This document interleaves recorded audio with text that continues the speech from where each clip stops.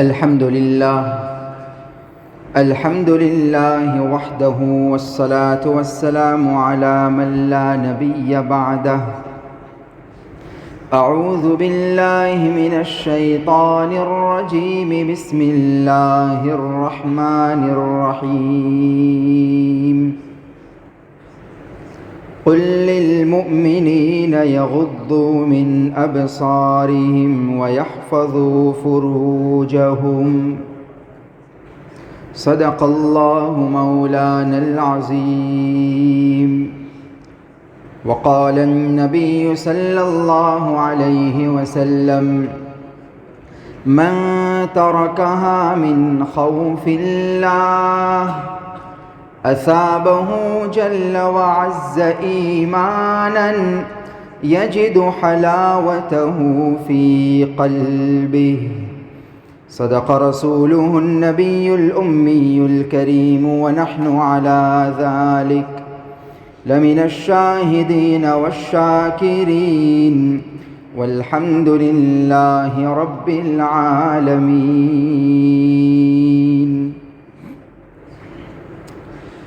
آنکھیں اللہ تبارک و تعالیٰ کی دی ہوئی بہت عظیم نعمت ہے. ضروری ہے کہ اس کا درست استعمال کیا جائے، ایسا استعمال کیا جائے جس سے جسمانی اعتبار سے بھی نفع ہو، دینی اخروی اعتبار سے بھی، دنیاوی اعتبار سے بھی فائدہ ہو. اور ہر اس نگاہ سے بچنا ضروری ہے جس سے دینی، دنیاوی، اخروی، جسمانی، روحانی ہر اعتبار سے نقصان ہوتا ہو. آقا علیہ السلام نے فرمایا: العینان تزنیان وزناہما النظر. آنکھیں بھی زنا کرتی ہے، بد نظری کرنا یہ آنکھوں کا زنا ہے. بد نظری کرنا یہ آنکھوں کا زنا ہے. اس سے بچنا بے حد ضروری ہے. اس کے بہت زیادہ نقصانات ہیں ہر اعتبار سے. چند نقصانات اور اس کی کچھ تفصیلات گزشتہ جمعہ کو ہم نے سنی. اگر کوئی اللہ کا خوش نصیب بندہ اس گناہ سے اپنے آپ کو بچا لے تو اسے کیا فائدہ اور کیا انعام ملے گا، اور اس گناہ سے بچنے کا طریقہ کیا ہے، کیا تدبیر ہے، یہ دو باتیں مختصراً انشاءاللہ آج ہم سننے کی کوشش کریں گے. عمل کی نیت سے، لوگوں تک پہنچانے کے جذبے سے ان باتوں کو سنیے. اگر کوئی اللہ کا خوش نصیب بندہ اس لعنتی گناہ سے بچ جائے، اپنی نگاہوں کو کنٹرول میں رکھے، جب بھی کوئی غیر محرم سامنے آئے پلکیں جھکا لے، تو آقا نے فرمایا کہ اس کو اللہ تبارک و تعالیٰ کی طرف سے یہ انعام ملے گا. فرمایا: فمن ترکها من خوف اللہ. جو اللہ کے خوف سے بد نظری کرنے سے بچ گیا، اصابہ جل وعز ایمانا یجد حلاوتہ فی قلبہ. اللہ رب العالمین اس کو ایک ایسی حلاوت، ایسی مٹھاس نصیب فرمائیں گے کہ جو وہ اپنی عبادات میں، اپنی طاعات میں، نیکیوں میں خود محسوس کرے گا. یجد حلاوتہ، آقا نے فرمایا کہ وہ اس کی حلاوت کو خود محسوس کرے گا. آج کل ہم عبادات کرتے ہیں، الحمدللہ اللہ کی توفیق سے کچھ عبادات ہو جاتی ہے، لیکن جو مٹھاس، جو شیرینی، جو لذت محسوس ہونا چاہیے، عموماً وہ اس سے ہم لوگ محروم ہیں. ایک بوجھ ہے، ایک ذمہ داری ہے، بس وہ ادا ہو جاتی ہے، ورنہ طاعت کی جو لذت ہے اس سے آج کل محروم ہے. حضرت مولانا سجاد نعمانی دامت برکاتہم کے بہت قیمتی ملفوظ ہیں. وہ فرماتے تھے کہ نوجوانوں، ہم نے گناہوں کی لذت صرف محسوس کی ہے، خدا کی قسم طاعت کی لذت تو ہم نے ابھی محسوس ہی نہیں کی ہے. آج لوگوں کو گناہوں میں جو لذت آتا ہے، یاد رکھو گناہوں میں لذت ہے لیکن سکون نہیں ہے. گناہوں کی ظاہری لذت سے تو آج نوجوان اور لوگ واقف ہیں، محسوس کر رہے ہیں، ہو رہی ہے، لیکن اطاعت کی، نیکیوں کی، اللہ اور اس کے رسول کے حکموں پر چلنے کی جو لذت ہے، خدا کی قسم ابھی ہم کو اس کی ہوا بھی نہیں لگی ہے۔ طاعت کی وہ لذت ہے جس کا ابھی ہم تصور نہیں کر سکتے۔ آقا نے فرمایا کہ اگر آدمی اپنی نگاہوں کی حفاظت کر لے، اپنی نگاہوں میں شرم و حیا پیدا کر لے، تو اللہ اس کے دل میں نور پیدا کر دیں گے، نور ایمان سے اس کو دل کو بھر دیں گے، اور وہ طاعت اور وہ لذت وہ خود محسوس کرے گا۔ اللہ اسے ولایت نصیب فرمائیں گے۔ لوگ کہتے ہیں ولی بننا یہ تو بڑا مشکل ہے، اللہ والے فرماتے ہیں کہ ولی بننا کوئی مشکل نہیں ہے، ولایت تو بازاروں میں ملتی ہے، ولایت تو سڑکوں پر ملتی ہے۔ آج کے دور میں اگر کوئی اللہ کا خوش نصیب بندہ بازاروں سے اور سڑکوں سے اپنی نگاہوں کو جھکا کر، اپنی نگاہوں کو نیچی رکھ کر، نگاہوں کی حفاظت کر کے، بد نظری سے بچتے ہوئے اگر سڑکوں سے اور بازاروں سے گزر جائے، اللہ کی قسم وہ وقت کا ولی کہلانے کے لائق ہے۔ ولایت آسان ہے، فرمایا اگر تم نگاہوں کی حفاظت کر لو گے انشاءاللہ اللہ نور ایمانی نصیب فرمائیں گے، اللہ ولایت نصیب فرمائیں گے، اللہ طاعت کی لذت تمہیں نصیب فرمائیں گے، اور عبادات کی توفیق نصیب ہوگی، تہجد کی توفیق نصیب ہوگی۔ عموماً تہجد سے محروم اسی لیے رہا جاتا ہے کہ دن بھر میں پورا دن اور پورا روٹین گناہوں والا ہوتا ہے، دن بھر ہمارا پورا وقت گناہوں میں گزرتا رہتا ہے، رات میں عبادات کی توفیق نہیں ملتی۔ اگر دن میں گناہوں سے بچ جائے، خصوصاً آنکھوں کے گناہوں سے، اللہ رات میں عبادات کی توفیق عطا فرمائیں گے۔ دوسرا انعام یہ ملے گا، آقا نے فرمایا ثلاثۃ یتحدثون فی ظل العرش آمنون والناس فی الحساب۔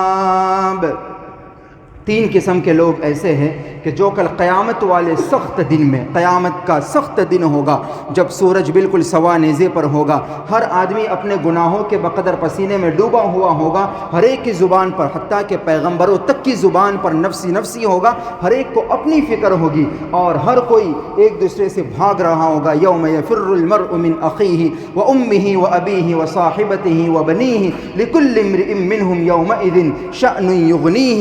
ہر ایک کی ایک اپنی کیفیت ہوگی، اور وہ منظر ہوگا قیامت کا جس کا آج یہاں ہم تصور بھی نہیں کر سکتے۔ آقا نے فرمایا کہ ایسے سخت دن میں چند خوش نصیب لوگ ایسے ہوں گے جہاں کوئی سایہ نہیں ہوگا سوائے اللہ کے عرش کے سائے کے۔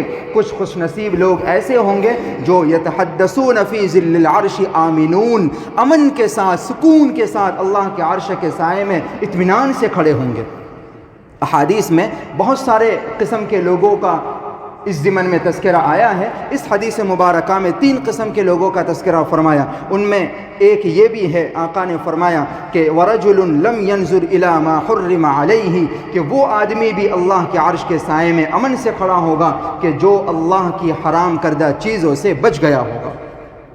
اللہ نے نگاہوں کو جہاں ڈالنے سے روکا ہے، قُلْ لِلْمُؤْمِنِينَ يَغُضُّوا مِنْ أَبْصَارِهِمْ کے عمل پر، حکم پر عمل کیا ہوگا، اپنی نگاہوں کی حفاظت کی ہوگی، قیامت میں عرش کے سائے میں جگہ پائے گا۔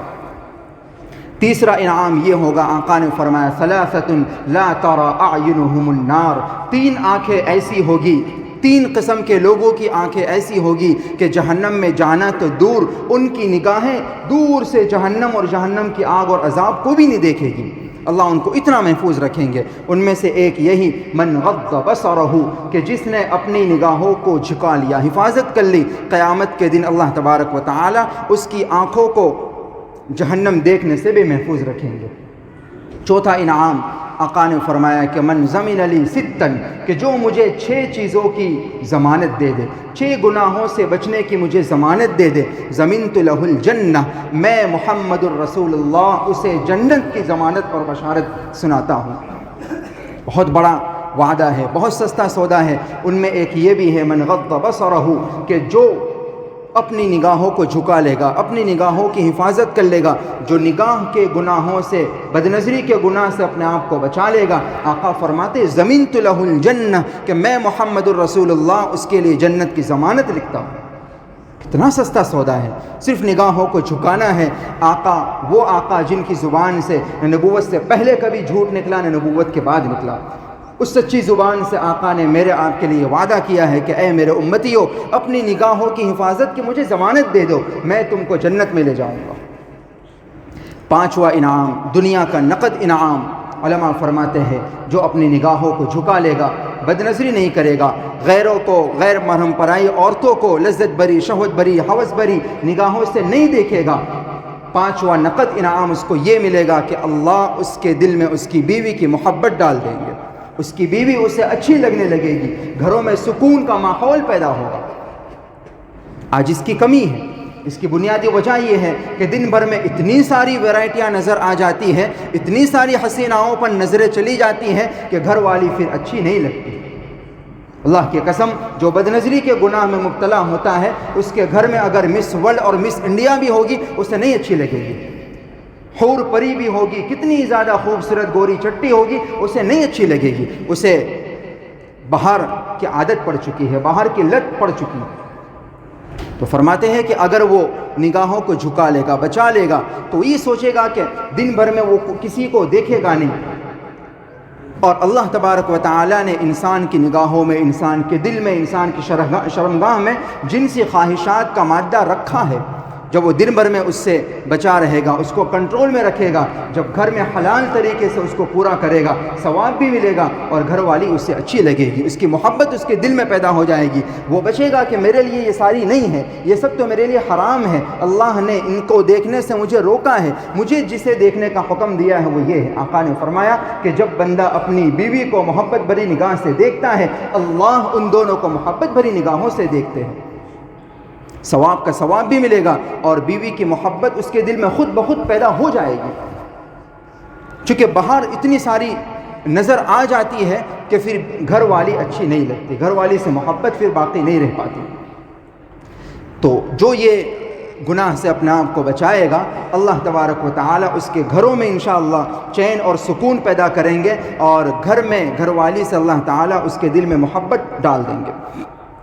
اور بھی بہت سارے اس کے فوائد ہیں، خلاصہ یہ کہ یہ 5 فائدے کم از کم یاد رکھے، بڑے اہم ہیں۔ پہلا فائدہ یہ کہ اللہ تبارک و تعالی اس کو طاعت کی، عبادت کی لذت نصیب فرمائیں گے، ایک مٹھاس محسوس ہوگی۔ دوسرا فائدہ یہ ہوگا قیامت میں عرش کے سائے میں جگہ ملے گی۔ تیسرا فائدہ یہ ہوگا کہ اس کی آنکھ بھی جہنم کو نہیں دیکھ پائے گی، اللہ بچا لیں گے۔ چوتھا فائدہ یہ ہوگا کہ خود آقا نے ایسے لوگوں کے بارے میں جنت کی ضمانت سنائی ہے۔ اور پانچواں فائدہ یہ ہوگا، نقد انعام یہ ہوگا کہ انشاءاللہ بیوی سے محبت ہوگی، گھروں میں ایک سکون والا ماحول پیدا ہوگا۔ اس سے کس طرح بچا جائے؟ آج کل یقیناً اس بات میں کوئی شک نہیں ہے کہ اس چیز سے بچنا زیادہ مشکل ہے پہلے کے مقابلے میں۔ کسی نے کہا تھا کہ اے اللہ، یوسف کے سامنے تو صرف ایک زلیخا تھی، یہاں تو قدم قدم پر چاروں طرف زلیخائیں ہیں، اے اللہ ہم کیسے بچیں؟ یقیناً یہ بات ہے، اس بات کا اعتراف ہے، لیکن پیارو، اگر ہم طاعت کی لذت محسوس کرنا چاہتے ہیں، اگر ہم عرش کے سائے میں جگہ حاصل کرنا چاہتے ہیں، اگر ہم آقا کی ضمانت چاہتے ہیں، اگر ہم جہنم سے بچنا چاہتے ہیں، اگر ہم گھروں میں سکون چاہتے ہیں، اگر ہم طاعت کی مٹھاس اور شیرینی حاصل کرنا چاہتے ہیں، تو تھوڑی سی محنت کرنا پڑے گی، تھوڑی سی مشقت اٹھانا پڑے گی، تھوڑی زیادہ محنت کرنا پڑے گی۔ اور عربی زبان کا قاعدہ ہے الاجر بقدر المشقہ، کہ جو عمل کرنے میں جتنی زیادہ مشقت آپ اٹھاؤں گے، اللہ کریم ہے، وہ اتنی ہی زیادہ آپ کو اجر و ثواب سے نوازے گا۔ اگر کوئی نابینا زندگی بھر بدنگاہی نہ کرے، اس کو وہ ثواب نہیں ملے گا جو منگل بازار میں بیٹھنے والا دن بھر میں اپنی نگاہوں کو جھکا کر بچتا ہے۔ ظاہر فرق ہے دونوں میں۔ تو اگر آج ماحول زیادہ گندا ہے، بچنا زیادہ مشکل ہے، اس کے باوجود بھی اگر کوئی بچ گیا تو یقیناً اللہ کے ہاں اس کی قدر و منزلت بہت زیادہ ہوگی۔ 5 طریقے، علماء نے مختلف بہت سارے طریقے بیان فرمائے ہیں، 5 مختصراً طریقے یاد رکھے۔ پہلا طریقہ ہے نکاح کرنا، اور یہ وہ طریقہ ہے جو آقا نے خود فرمایا۔ آقا کا فرمان ہے یا معشر الشباب من استطاع منکم الباءۃ فلیتزوج۔ آقا نے فرمایا کہ اے نوجوانوں، جو طاقت رکھتا ہو وہ ضرور نکاح کرے۔ کیوں؟ فإنہ اغض للبصر، اس لیے کہ نکاح کرنا تمہاری نگاہوں کو جھکانے کا سبب بنے گا۔ تو یہ تو خود حدیث میں آقا نے فرمایا، حدیث مبارکہ ہے کہ نکاح کرو، نکاح کر کے بیوی اپنے گھر میں لے کر آؤ، تو انشاءاللہ تعالی تمہاری نگاہیں جھکی رہے گی۔ آدمی یہ سوچے گا کہ نہیں مجھے اس کو نہیں دیکھنا، اللہ نے میرے لیے حلال طریقے سے بندوبست کر دیا ہے، نکاح والی گھر والی موجود ہے گھر میں اسی کو دیکھوں گا۔ اگر آدمی ہمت کرے، ارادہ کرے، ٹھان لے اور تھوڑی سی پریکٹس کرے تو اس کے لیے نکاح کے بعد تو کم از کم گناہوں سے بچنا آسان ہے، کہ جسے میں دیکھ رہا ہوں وہی ساری چیزیں اللہ نے میری بیوی کے اندر بھی رکھی ہے اور حلال طریقے سے اللہ نے رکھی ہے، میں کیوں ادھر ادھر منہ ڈالوں اور میں کیوں ادھر ادھر نگاہیں گماؤں؟ میرے لیے جو حلال ہے میں اسی پر اکتفا کروں گا۔ دوسرا طریقہ، جو سزائیں ہیں وہ سزائیں سوچے۔ آدمی کے دل میں جب یہ داعیہ پیدا ہو، جب سامنے کوئی آ جائے، اس وقت سزاؤں کو سوچے۔ گزشتہ جمعہ کو جو نقصانات اور جو سزائیں ہم نے سنی کہ جو بدنگاہی کرتا ہے اللہ رسول کی اس پر لعنت برستی ہے، یہ لعنتی عمل ہے، اس سے نیکیوں کی اور طاعت کی لذت سے آدمی محروم ہو جاتا ہے اور قیامت کے دن اس کی آنکھوں میں سیسا پگھلا کر ڈالا جائے گا اور دل میں اللہ نور ایمان سے محروم کر دیں گے، چہرے کا نور ختم ہو جائے گا، گھروں کا سکون غارت ہو جائے گا۔ جو سزائیں قرآن و حدیث میں اللہ رسول نے بیان فرمائی ہیں ان سزاؤں کو سوچے۔ 2 سیکنڈ 2 گھڑی پہلے ان گناہوں کو سوچ لے کہ یہ 2 سیکنڈ 5 سیکنڈ کا یہ کام ہے، اگر میں نے آج یہ کر لیا 2 سیکنڈ 5 سیکنڈ کی لذت تو مل جائے گی، لیکن یہ سزائیں ہے اس کی، کیا میں ان سزاؤں کے لیے تیار ہوں؟ ان سزاؤں کو سوچے۔ تیسرا کام، تیسرا عمل اس سے بچنے کے لیے ہے اللہ کا استحضار۔ اللہ کا استحضار، یہ سوچے کہ الم یعلم بان اللہ یرا، کہ کیا تمہیں نہیں معلوم کہ اللہ دیکھ رہا ہے، اور یعلم خائنۃ الاعین وما تخفی الصدور، اللہ کا حال یہ ہے کہ وہ تمہاری آنکھوں کی خیانت کو بھی جانتا ہے، دلوں کے بھید بھی وہ جانتا ہے۔ اللہ کا استحضار ہو۔ پیر ذوالفقار صاحب نے ایک قصہ اس ضمن میں سنایا کہ ایک بندہ آیا اللہ والے کے پاس، کہا کہ حضرت بہت چاہتا ہوں لیکن بدنگاہی سے نہیں بچ پاتا، کیا کروں؟ فرمایا کہ بڑا آسان عمل ہے، میں آپ کو بتاتا ہوں، ایک کام کیجئے، یہ ایک دودھ سے بھرا ہوا پیالہ ہے، بازار سے گزر کر بازار کے اس کنارے پر فلاں شخص رہتا ہے، جا کر یہ دودھ کا بھرا ہوا پیالہ اس کو دے آؤ۔ اس نے کہا یہ تو بڑا آسان عمل ہے۔ کہا کہ نہیں، تمہیں بہت احتیاط سے اسے لے کر چلنا ہے اور بازار میں اس دودھ سے بھرے ہوئے پیالے سے ایک قطرہ بھی دودھ کا چھلکنا اور گرنا نہیں چاہیے، اور میں ساتھ میں تمہارے ایک بندے کو مقرر کر دیتا ہوں، اگر ایک قطرہ بھی دودھ کا گرا تو یہ بندہ سرے بازار تمہیں جوتے لگائے گا۔ کہا یہ تو بڑا مشکل معاملہ ہو گیا۔ کہا چلو پھر بھی میں کرتا ہوں، اس کے بعد آپ مجھے عمل بتانا، علاج بتانا۔ کہا ٹھیک ہے جاؤ۔ اب وہ بندہ گیا، بڑی احتیاط سے، بہت سنبھال کر، بہت پھونک پھونک کر قدم رکھا اور بہت دھیان اور توجہ سے کہ کہیں اس دودھ سے بھرے ہوئے پیالے میں سے ایک قطرہ بھی گر نہ جائے۔ کیوں؟ اگر گر گیا تو بندہ پیچھے لگا ہوا ہے، جوتا لے کر ساتھ میں چل رہا ہے، سرے بازار میری پٹائی کرے گا، جوتا لگائے گا، بے عزتی ہوگی۔ اور بہت احتیاط سے پہنچا دیا اور خوشی خوشی آ کر کہا کہ حضرت ایک قطرہ بھی نہیں گرنے دیا، بہت احتیاط سے سنبھال کر جا کر پہنچا دیا۔ کہا یہ کیسے ممکن ہوا؟ کہا کہ وہ جو بندہ آپ نے پیچھے لگایا ہوا تھا، مجھے ڈر تھا کہ اگر ایک قطرہ بھی گر گیا تو وہ جوتے لگائے گا، بازار میں سب کے سامنے میری بے عزتی ہوگی۔ فرمایا بس یہی راز ہے، بدنگاہی سے بچنے کا بس یہی راز ہے۔ جیسے تم کو یہ ڈر تھا کہ یہ دودھ سے بھرا ہوا پیالہ چھلک نہ جائے، اللہ کا ڈر جس کے دل میں ہوتا ہے اسے یہ ڈر ہر وقت لگا رہتا ہے کہ دل میں جو ایمان کا نور ہے کہیں وہ چھلک نہ جائے، اور اسے یہ ہر وقت استحضار رہتا ہے کہ میرا اللہ مجھے دیکھ رہا ہے، یعلم خائنۃ الاعین، وہ میرا خدا میری آنکھوں کی خیانت کو جانتا ہے۔ اگر کوئی نہیں دیکھتا، کالے چشمے لگا لیے، ساتھ میں چلنے والی بیوی بھی اگرچہ نہیں دیکھ پائے گی، نہیں سمجھ سکے گی، لیکن وہ تو دیکھتا ہے۔ یہ سوچیں کہ اگر میرا بیٹا میرے ساتھ میں ہو، یا میرے ابا ساتھ میں ہو، یا میرے استاد ساتھ میں ہو، یا میری بیوی ساتھ میں ہو، اور ان کے سامنے اگر میں یہ گناہ کروں تو شرم آئے گی۔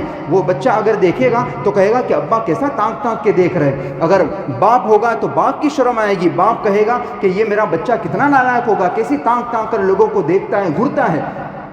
آدمی یہ سوچیں کہ اگر یہ میرے ساتھ میں ہو تو میں دیکھنے میں احتیاط کروں گا یا نہیں کروں گا؟ ان کی شرم مجھے آئے گی کہ نہیں یہ مجھے دیکھ رہے ہیں۔ بس یہی سوچ لیجئے کہ یہ لوگ ساتھ میں ہو نہ ہو، وہ ہر وقت تمہارے ساتھ میں ہے۔ ان ربک لبالمرصاد، وہ ہر وقت ہر جگہ تمہاری گھات میں لگا ہوا ہے۔